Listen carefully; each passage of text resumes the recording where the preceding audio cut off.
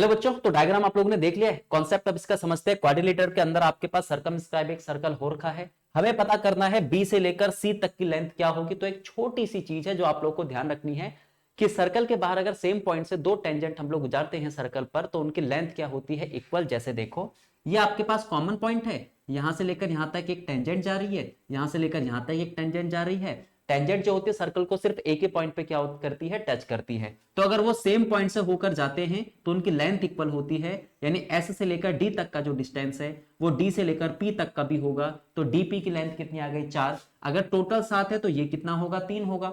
हमें बी से लेकर सी तक की लेंथ निकालनी है। अच्छा, अब यहां पर आ जाओ, ए से लेकर एस तक कितना दे रखा है, 5 सेंटीमीटर। तो ए से लेकर आर तक भी 5 होगा, क्योंकि दोनों टेंजेंट के लिए ए क्या है, कॉमन पॉइंट। अगर टोटल 10 है, ये 5 है, तो बाकी का बचा हुआ भी 5 होगा। अब फिर से देखो, यहां पे फिर से हमारे पास कॉमन पॉइंट आ गया, फिर से हमारे पास दो टेंजेंट आ गई, तो फिर से ये लेंथ में आपस में इक्वल होंगे। ये 5 है तो ये भी 5 होगा। यहां से लेकर यहां तक आपके पास 3 है। कॉमन पॉइंट सी से लेकर क्यू तक, यहां की भी लेंथ कितनी होगी आपके पास, 3। उसने यही तो पूछा था कि बी से लेकर सी तक की लेंथ बताओ। हमने कहा ठीक है, यहां से यहां तक 5, यहां से यहां तक 3, तो टोटल बी से लेकर सी तक की जो लेंथ होगी वो कितने सेंटीमीटर हो जाएगी आपके पास, 8। तो बेसिक सी चीज है ना।